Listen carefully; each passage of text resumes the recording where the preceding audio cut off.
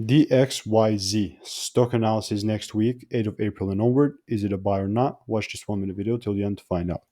First things first, the DXYZ, or just Destiny Tech 100 stock, is sitting at $58.92, 76% off, which was on Friday's performance, which is some crazy upside moves. I'm pretty bullish on it, right?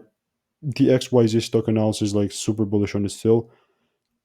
But before I get into it, just to give you context, I'm purely using my strategy that has previously given me dozens of wins 2023, and I'm telling you this because that is the truth and I've documented everything. But looking at the XYZ, um, like I said, I'm targeting these highs at 75, 79.